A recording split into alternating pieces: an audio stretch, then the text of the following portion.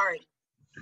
So, Linda, we're going to listen to you talk to us tonight about eating well, and we can't wait to hear what you have to say. So, go to it, girl. Okay. First, I want to talk about diet mentality versus healthy eating, all right? With a diet mentality, we're thinking about deprivation. We're thinking about, I'm only going to do this as long as that scale keeps moving and there's an end number in sight, all right? But with healthy eating is portion control, and it's a mindset. It's a way of eating forever, because you're always going to have to eat to live, and so it's just never going to end. Now, food can be an energy source, or it can be stored away as fat in your body, which is what we're all trying to avoid. So the bottom line is you have to kind of get your thinking straight for healthy eating, so that you're concerned about fueling your body as opposed to thinking, I'm deprived, I'm not happy. And so we suggest eating 6 times a day. That's a healthier way to fuel your body. And the reason that we suggest that is when we feed our body small amounts throughout the day, we send our body a signal that it doesn't need to store up calories. And if we add low glycemic foods to our meals, that also helps turn off our insulin pump that leads to fat storage. One of the keys to not gaining weight is to not have your insulin. It's kind of like having a fire, and you're going to feed it little amounts throughout the day, and that's going to keep your insulin level, at a kind of an even level, as opposed to going up and down, up high, mountain high, and then crashing down, which is what some foods do to you. Now, the other thing is your body can only work on so many calories, and it does digestion every 3 hours. So that's another reason why we suggest eating 6 times a day, because if you're fueling your body every 3 hours, your body's going to be able to metabolize that food. You're going to be satiated. You're going to have had enough to eat where that you're not hungry. If you read in one of our I can't remember which one it was, but it was a couple days ago, and it was Dr. Jenkins' study, and he had 2 groups, and Group A ate 3 times a day, and Group B ate 6 times a day. Now, Group A, had the same amount of calories and carbs that Group B did, but the difference is nothing happened with Group A, but with Group B, what they found was that people, not only were they satisfied, they were satiated throughout the day, so they weren't hungry. Everybody in Group B started to lose weight, and after, I forget what it was, a week or 2, they also started to, their cholesterol got better, and their blood sugar levels got better. So there absolutely is something to eating 6 times a day. Now, breakfast is a very important key thing to do. You do not want to be a breakfast skipper. Obviously, your body's been fasting for a time, but the other thing is that breakfast sets up your first meal a day. It sets up your eating pattern for the whole day, for those little meals throughout the day. What I want to do is show you a plate, and this is a 9-inch plate. And the way that we recommend eating is you would take this plate and cut it in half. And the top section, the half of it, that's going to be your fruits and vegetables. Now, so that's 50% of this 9-inch plate. Now, if you're trying to lose weight, I would suggest easy on the fruit and just make it vegetables. The second half of the plate, the bottom part, is going to be cut in half to 2 pieces. And the one piece, this is going to be your lean proteins, and lean protein should be like a deck of cards. It should be like the palm of your hand, so that, and you can have, whatever you like. You can have chicken, you can have fish, you can have poultry, you can have pork, you can have, you can also go meatless. You can have tofu, and you can have tempeh and other things that are healthy for you. Your protein can come from many different sources. This last section of our plate, that's going to be your that's going to be your starch or your carbohydrates. Now, again, if you're in a weight losing mode, I suggest just have your protein and your vegetables. But if you're just maintaining your weight, I would take, and it's about the size of, this is my mouse, and that's about the right size for, you know, whatever your carbs or starch are going to be. So that's what we ideally should be eating, our plate, no bigger than that, because guess what? After 3 hours, we're going to have something after this. So if you didn't think that was enough food for you, it will be, because you're going to eat again in 3 hours. Now, the other thing I want to talk to you about is shopping in the grocery store. The best thing to do is shop the outside aisles, because that has your meats, your vegetables, your fruits, your dairy. So those are the healthier things. All the real processed stuff is in the middle of the aisles. Okay. Oh, what I forgot to tell you is breakfast, why it's key. Did I explain that? No. Breakfast is key because, and I learned this experientially, my mother and my sister both were breakfast skippers. Now, I never skipped breakfast. I always ate it. But both of them did tend to skip breakfast. And both my mother and both my sister had ended up having to have their gallbladders removed because they ended up having gallstones.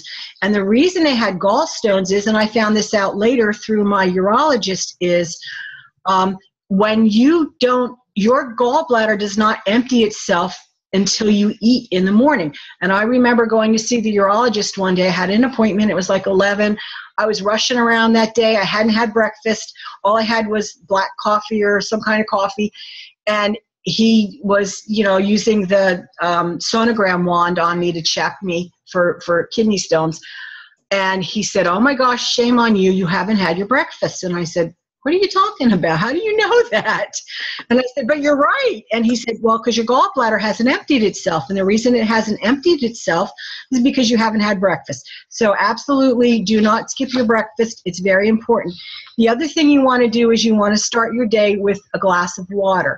And that'll lead into what I'm going to talk about after the food. But just to touch on that basically is the reason you want to have water is water starts to lubricate your joints. It also starts to wake up your organs, all of them, and cause them to function. So water, you know, the best thing that you can do is wake up and drink as much water, you know, 8 ounces, 12 ounces, whatever you can manage. And water is the kind of thing where everybody has a way that they deal with it, whether you drink out of a little cup and take sips, whether you have a straw, whether you have a big tumbler, it's whatever works for you. So eating out, okay? Eating out, we all have fast-paced lives. We all work. Sometimes it's hard to make healthy food. And so, you know, like nowadays we're very fortunate because in every grocery store there is healthy fast food. You can buy a roaster. Every grocery store has a salad bar. If you don't want to do that and you're eating out, it's not very hard to either get a takeout of a protein and some vegetables, or protein and a salad. It's probably one of the best things that you could do for yourself. Keep it simple. Keep it light. If they give you a bigger portion than you need, then obviously only eat part of that portion. The other thing that we can do is be label readers. There are hidden calories in condiments and salad dressings. So you want to check out the sugar, the carbs, the calories, and the portion sizes so that, you know, you're not overeating, because those things it's all those little extras, but those little extras are the things that really, really add up. The other thing that you can do to keep your food delicious without adding calories is spices. They'll enhance the flavor without adding any calories. And if you use a little bit of hot something or pepper or that'll actually help you in burning more calories faster. The capsaicin will speed up your metabolism. The other thing I want to talk to you about is obviously there's temptations. And we have a method called Stop, Challenge, and Choose. And this is something that we've all learned, because if you are eating healthy, chances are you're in that mindset and it's something you do all the time. And a little treat once in a while is fine, obviously, unless you're in weight loss mode. But willpower only goes so far. And the best thing that you could do for yourself is take a moment, take a breath, step back out of the situation. If you're in a challenging situation, and stop, look around, take a breath, and then challenge yourself. Well, why am I feeling this way? Do I really want to eat this food? Is this going to fulfill my goal? Is this where I want to be? Or is the calories, or is what I'm going to eat really going to be worth it? And then you have to think about it. And then it's going to be time to choose. And then you'll make the choice. And sometimes you'll choose yes, and sometimes you'll choose no. This is not what I want. This is not where I want to be. So that's something that you can use in your eating when you feel a little bit challenged at the food. There's food there that you want to stay away from. So the other thing I'd like to share about is water. I told you water starts to make your organs and everything function in the morning. It also suppresses your appetite naturally. It helps your body metabolize stored fat. If you decrease your water intake, that may cause fat deposits to increase. If you increase your water, you can actually reduce fat deposits. And the reason is your kidneys can't function properly without enough water. And when they're not working at full capacity, some of their load is dumped onto the liver. One of the liver's primary functions is to metabolize stored fat into usable energy for your body. But if your liver's doing some of the work of the kidneys, it can't operate. So it's not going to be able to metabolize as much fat. Therefore, more fat's going to remain stored in your body and the weight loss will stop. Drinking enough water is a great treatment for fluid retention. If your body receives plenty of water, your body will be able to release the stored water. Actually, if you're retaining fluid, that's probably the best thing that you can do for yourself, because as your kidneys excrete the water, it also takes away the excess sodium, which will help reduce fluid retention. Your body, unlike fat, your body only has a limited amount of space for water. And if it's not getting enough, it's going to try to hang on to as much of it as it can. But if you keep properly replenishing the water in your body, you're not going to have that problem. Another thing that happens is for muscle tone, water helps provide proper muscle tone by giving muscles their natural ability to contract.